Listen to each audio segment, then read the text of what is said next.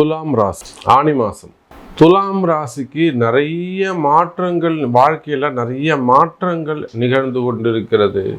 ஒரு சில துலாம் ராசி என்பர்களுக்கு இப்போ நேற்று கூட ஒரு 3 அப்பாயின்மெண்ட், 10 அப்பாயின்மெண்ட் எடுத்தோம்னா அதில் 3 அப்பாயின்மெண்ட்டு ஜாப் சேஞ்சஸ் தான்.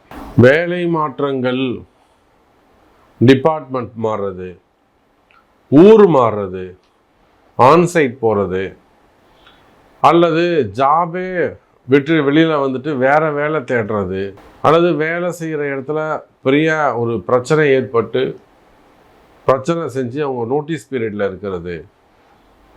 நிறைய துலாம் ராசி என்பர்கள், குறிப்பாக இந்த பெங்களூரில் இருக்கக்கூடிய வேலை செய்யக்கூடியவங்க, ஹைதராபாத்தில் வேலை செய்யக்கூடியவங்க, குஜராத்து,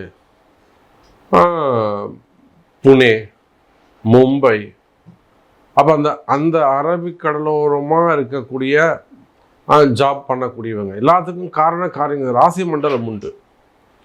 துலாம் ராசியில் இருக்கிறாங்கன்னா அதுக்கே வளைகுடா நாடுகளில் இருக்கக்கூடியவங்க, அரேபியன் கண்ட்ரீஸில் வேலை செய்யக்கூடியவங்க, வாழக்கூடிய அன்பர்கள், அது டாக்டராக இருக்கலாம், ஒரு ஹையர் ஸ்டடீஸாகவும் இருக்கலாம், ஒரு நார்மல் கம்பெனியில் ஒர்க் பண்ணக்கூடியவங்களாக இருக்கலாம், கூலியாளாக இருக்கலாம்.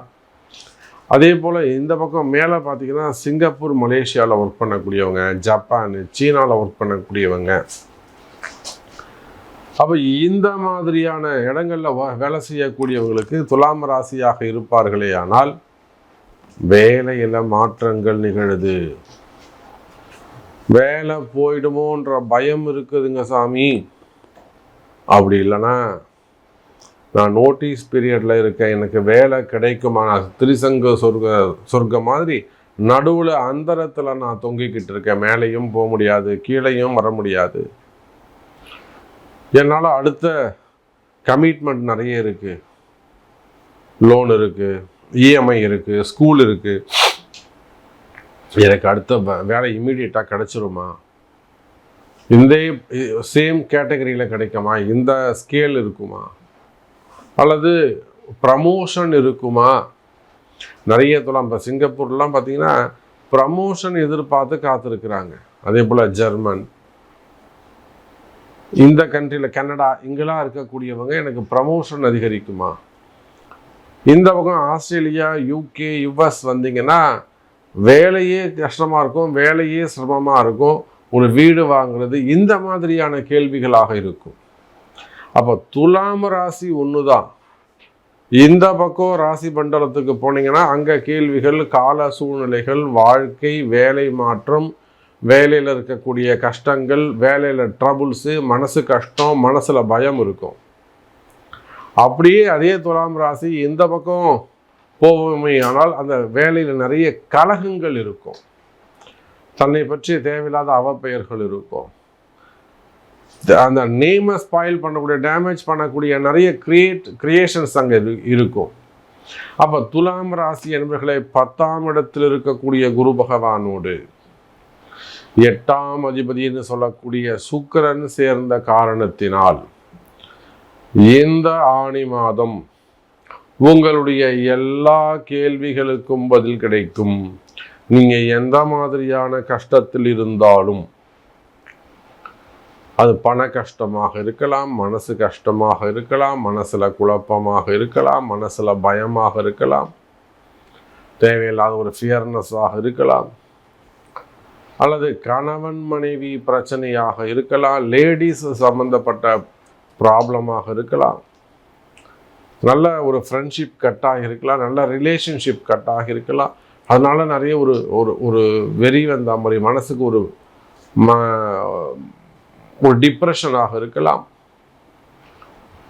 அப்போ துலாம் ராசி என்பவர்களே, நீங்கள் உலகத்தில் எந்த இடத்தில் வசிப்பவராக இருந்தாலும் துலாம் ராசின்னு சொல்லிட்டால் 8, 10 சம்பந்தப்படுது. 10ஆம் பாவம் சம்பந்தப்பட்டா பரவாயில்ல, 8ஆம் பாவம் சம்பந்தப்படுது, மறைமுகமான பிரச்சனை உள்ளது. எழுதி வைத்துக் கொள்ளுங்கள் துலாம் ராசி என்பவர்களே. உங்களை சுத்தி உங்களுக்கு பின்னாடி ஒரு சூழ்ச்சி இருக்கு. நீங்க யாராக இருந்தாலும் எங்களுக்கு கவலை இல்லை. காவல்துறை அதிகாரிகளாக இருக்கலாம், உயர் பொறுப்புல இருக்கக்கூடியவங்களாக இருக்கலாம், இராணுவத்தில் இருக்கலாம், அல்லது அரசு அதிகாரிகளாக இருக்கலாம், கவர்மெண்ட் ஜாபாக இருக்கலாம், பிரைவேட் ஜாபாக இருக்கலாம், பேங்க் செக்டராக இருக்கலாம், இன்சூரன்ஸாக இருக்கலாம், அல்லது தனியார் துறையாக இருக்கலாம், வெளிநாடுகளில் வசிக்கக்கூடியவங்களாக இருக்கலாம். நல்ல ஒரு எஜுகேட்டடான ஒரு சுச்சுவேஷனில் நீங்கள் இருக்கலாம். துலாம் ராசி என்பர்களே, 8-10 சம்பந்தப்படுது. உங்கள் தொழில், உங்கள் வருமானம், உங்களுடைய வேலை வாய்ப்புகளில் உங்களுக்கு பின்னாடி ஒரு சூழ்ச்சி நடந்து கொண்டிருக்கிறது. அதனால் இதை நீங்கள் எப்படி சமாளிக்க போகிறீங்க, இருந்து தப்பிக்கிறதுக்கு என்ன வழி, இதில் நீங்கள் ஜெயிக்கிறதுக்கு என்ன வழி? நம்ம தோக்கக்கூடாது சாமி, நம்ம ஜெயிக்கணும். நீங்கள் ஜெயிக்கிறதுக்கு என்ன வழி என்பதை உங்கள் பிறப்பு ஜாதகத்தை கொண்டு தெரிந்து கொள்ளுங்கள் துலாம் ராசி அன்பர்களே. மெயினாக இந்த கணவன் மனைவி பிரச்சனை. இப்போது நிறைய பெண்கள் பொம்பளை பசங்க பார்த்தீங்கன்னா, நம்ம நினச்சிட்டு இருக்கோம் பெண் பிள்ளைகள் தான், பொம்பளை பசங்க தான் அதிகமாக ட்ரபுள் பண்ணுறாங்க, அம்மா பேச்சை கேட்குறாங்க, அங்கே அம்மா வீட்டில் போய் உட்காந்துக்கிறது. குறிப்பாக பெண்களுடைய அம்மா வந்து, நீ போய் நல்லா, நான் எப்படி எங்கள் வீட்டுக்காரோட இருக்கணும், நீ போய் உன் வீட்டுக்காரோட இருன்னு சொல்கிறது கிடையாது. சுயநலம், பொண்ணு நம்ம கூடயே இருக்கட்டும்னு நினைக்கிறது. நீங்கள் மட்டும் உங்கள் கணவரோட வந்து தம்பதியாக இருக்கிறீங்க, பொண்ணு மட்டும் ஏமா தனியாக கணவரோடு இருக்க விட மாட்டீங்க? சண்டை சச்சரவு இருந்தாலும் இருக்கணும்ல, அவங்க வீட்டுக்காரங்க கூட தானே இருக்கணும். இதை நினைத்து பார்ப்பது இல்லை. அப்போ கணவன் மனைவி பிரச்சனை. இதில் நல்ல பசங்களும் இருக்காங்க, நல்ல பொம்பளை பசங்க, எனக்கு அவரு தான் வேணும்னு நிற்கக்கூடிய பொம்பளை பசங்களும் இருக்குது. அப்படியே இன்னொரு சைடு பார்த்தீங்கன்னா ஆம்பளை பசங்க அடம்பிடிக்கக்கூடியவங்களாக இருப்பாங்க, அம்மா பேச்சு கேட்கக்கூடியவங்களாக இருப்பாங்க. அண்ணன் முக்கியம், தம்பி முக்கியம், அக்கா முக்கியம்னு பொண்டாட்டியை வந்து ட்ரபுள் பண்ணக்கூடியவங்களும் இருப்பாங்க. அப்போ 2 பக்கமும் பிரச்சனை இருக்குது. அப்போ எனக்கு எப்படியாவது வாழ்க்கையை சேர்த்து வைக்கணும் சாமி, நான் வாராகியை நம்பி வந்திருக்கேன், எனக்கு எல்லாமே வாராகி தான், வாழ வைப்பால் வாராகி. அப்போ குறிப்பாக இந்த ஜூன் மாதத்தில் கணவன் மனைவி பிரச்சனைகள் இருக்குமே, அது வசியமாக இருக்கலாம், வேறு தொடர்புகளாக இருக்கலாம். நல்லவர் சாமி அவர், ஆனால் எனக்கு அவர் தான் வேணும். ஒரு குழந்தை வந்து கேட்குது, ஒரு 30 வயசு பொண்ணு வந்து என்கிட்ட கேட்குது, சாமி நல்லவர் சாமி, என்னை வேணான்னு சொல்லிட்டாரு, என் நம்பரை பிளாக் பண்ணிட்டாரு, பேசாதன்னு சொல்லிட்டாரு, எங்கள் மாமனார் ஏமா அவனுக்கு ஃபோன் பண்ணேன்னு சொல்லி என் தகராறு பண்ணுறாரு, ஆனாலும் எங்கள் வீட்டுக்காரர் நல்லவர், அவர் தான் எனக்கு வேணும்னு ஒரு குழந்தை வந்து கேட்குது. அப்போ குடும்ப பிரச்சனைகள் இருக்குமே, ஆனால் அதற்கெல்லாம் தீர்வு உண்டு.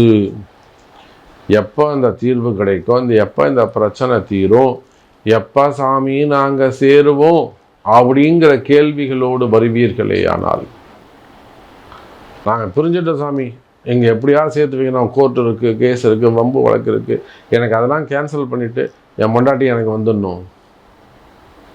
பிரிந்த உறவுகள், அது காதலாக இருக்கலாம், காதல் ஏமாற்றமாக இருக்கலாம், காதல் திருமணமாக இருக்கலாம், செகண்ட் மேரேஜஸாக இருக்கலாம். பிரிந்த கணவன் மனைவிகள் ஒன்று சேரக்கூடிய வாய்ப்பு உண்டு. வாழ வைப்பால் வாராகி, பரிகாரங்கள் கை கொடுக்கும். உங்களுடைய பிறப்பு ஜாதகம் பேசும். எனதருமை வாழ வைப்பால் வாராகி. மீண்டும் வேறொரு அற்புதமான பதிவில் உங்களை சந்திக்கிறேன். நன்றி, நமச்சிவாயம். ஜெய் வராகி.